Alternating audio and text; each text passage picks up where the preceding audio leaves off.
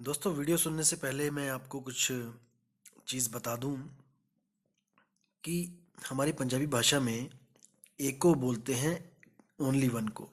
कोई भी चीज़ है जो एक है वो ओनली वन कहते हैं उसको, एक को।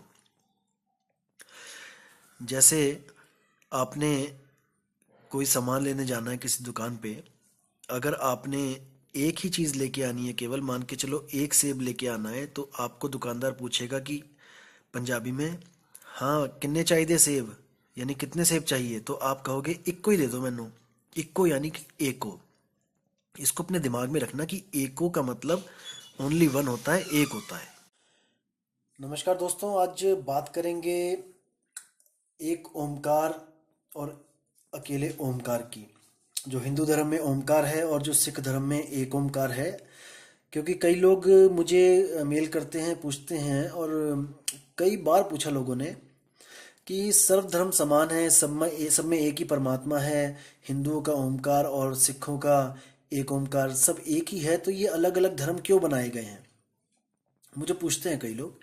दोस्तों, आज मैं इसको आपको क्लियर करूंगा कि असल में ये है क्या मुद्दा, क्यों हम लोग भ्रमित हो जाते हैं।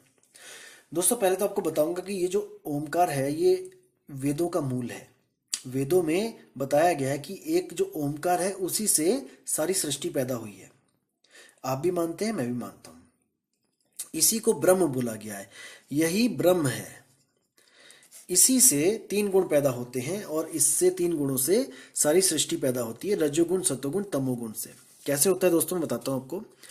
जो तीन गुण हैं वो इसी से पैदा होते हैं, किससे? शून्य से। ये शून्य है।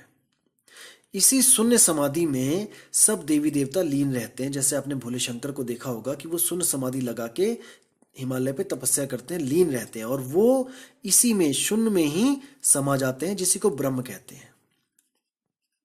वो ब्रह्म ज्ञानी है और वो ब्रह्म में समा जाते हैं, और दोबारा सृष्टि पैदा होनी होती है, फिर ब्रह्म से प्रकट होते हैं, और फिर इस तीन लोक को, जो अपना ये तीन लोक है, इसको फिर सृजन करते हैं, और फिर इसका जब विनाश होता है तो वो फिर समा जाते हैं ब्रह्म में।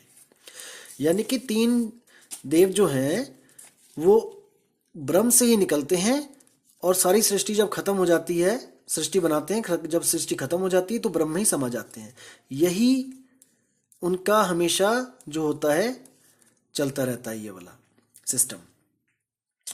तो इसी को कहते हैं, कबीर साहब कहते हैं कि ओमकार है वेद का मूला, ओमकार में सब जग भूला, ओमकार जो वेद बखाने, सोई काल कोई मर्म न जाने। यही कबीर साहब की वाणियों में इसी को काल बोला गया है। काल का मतलब होता है जो सारी सृष्टि को पैदा करे और उसी का विनाश कर दे, वही काल है। ब्रह्म ही काल है। अब आते हैं बाबा नानक जी के एक ओंकार पे। दोस्तों, पहली बात तो आपको बताऊंगा कि ये एक ओंकार नहीं है, ये है एक और ओ। एको, जैसे लिखेंगे एक और ओ, एको। तो ये क्या है, इसका मूल सिद्धांत क्या है आपको बताता हूं। जैसे बाबा नानक जो थे, पहले ओम सोहम का जाप करते थे। अपना वेदों और पुराणों से वो काफ़ी प्रभावित थे, गीता से प्रभावित थे। उसी के आधार पे वो नाम जपा करते थे, सिमरन किया करते थे। लेकिन जब उनको बेई नदी पे परमात्मा मिले तो उन्होंने जब सारा भेद बताया उनको कि ओमकार से मुक्ति नहीं हो सकती है, तब बाबा नानक को जो मूल ज्ञान हुआ, तब उन्होंने इस ओमकार को त्याग दिया।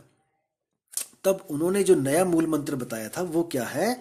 एक परमात्मा जो इन तीनों को पैदा करने वाले काल, ब्रह्म, यानी ये तीन है, ब्रह्मा विष्णु महेश, सतोगुण रजोगुण तमोगुण, इन तीनों को पैदा करने वाले का जो आदेश चलता है वो इनके ऊपर चलता है।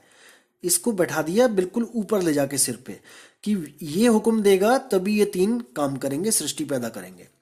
तो जो इनका बाबा नानक का जो परमात्मा है वो चौथे के आगे ककार लगा दी इन्होंने, यानी कि इसका कोई अंत नहीं है, ये इनफाइनाइट है। तो ये है पांचवा। तीन तो ये हो गए ये, और ये जो बैठा है ऊपर ये है चौथा, और यहां से इसके भी ऊपर जिसका हुक्म चलता है ये चौथा है काल, और यहां से इसके ऊपर भी जो हुक्म चलता है ये है अकाल। इसको कहेंगे पांचवा। तो साहिब भी कहते हैं कि तीन देव को सब जग ध्यावे, चौथे देव का मरम न पावे। इसको भी प्राप्त करना बहुत बहुत बहुत मुश्किल है। यही वो निराकार है। इसी को ब्रह्म कहते हैं। तीन देव को सब जग ध्यावै, चौथे देव का मरम न पावै, चौथा छोड़ पंचम को ध्यावै, तब प्राणी निज घर को पावै। ये पंचम क्या है? यही है सतनाम। इसी को सतनाम बोलते हैं। एक को सतनाम यानी एक सतनाम ही कर्ता पुरुष है, निरपौ निर्वैर अकाल मूरत है, अजूनी, अजूनी यानी जो कभी शरीर में नहीं आया। सब दुनिया उसको शरीरों के अंदर ढूंढ रही है कि परमात्मा शरीर में रहता है। परमात्मा शरीर में नहीं है भाई, शरीर में तो जीवात्मा है। शरीरों में जीवात्मा आई हुई है, सुरती आई हुई है, और वही इस शरीर को चला रही है। लेकिन सब लोग क्या कर रहे हैं? उस अजूनी परमात्मा को शरीर के अंदर ढूंढ रहे हैं। यही सबसे बड़ा भ्रम है। कोई बाहर ढूंढ रहा है, कोई बाहर ढूंढ रहा है, कोई अंदर ढूंढ रहा है, लेकिन वो बाहर और अंदर दोनों से न्यारा है। वो खास जो स्थान है वो गुरु के द्वारा पता लगता है, और तब सिमरन शुरू होता है। तो इसको समझना है दोस्तों, क्योंकि ये मूल ज्ञान है। कबीर साहब कहते हैं कि इसी काल की वजह से आप बार बार जन्म मरण में आ रहे हो। तो हमें पता होना चाहिए कि काल कौन है। ये ओमकार ही काल का रूप है। इसी से तीन शक्तियां पैदा होती हैं माया के द्वारा, ब्रह्मा विष्णु महेश। इसी से आगे पूरा दुनिया बन जाती है। तो दोस्तों समझना है इसको, और इससे पार चले जाना है। तो उम्मीद करता हूं दोस्तों कि आपको ये ज्ञान समझ में आ गया होगा, और आगे से आप भ्रमित नहीं होंगे कि एक ओ और एक ओ और ओमकार में समानता है। बिल्कुल नहीं है दोस्तों, वरना बाबा नानक को अलग से कोई पंथ चलाने की जरूरत ही नहीं थी। ओमकार तो युगों युगों से चलता ही आ रहा है, कोई दिक्कत ही नहीं थी। फिर तो कोई भी दिक्कत नहीं थी। लेकिन फिर भी उन्होंने घूम घूम के देखो पूरे वर्ल्ड में कहाँ कहाँ पर वो गए, केवल इस पांचवें को ध्याने के लिए, कि लोगों को पता लगे कि पांचवें को ध्याना है, इसका प्रचार करने के लिए। तो दोस्तों विदा चाहूंगा मैं।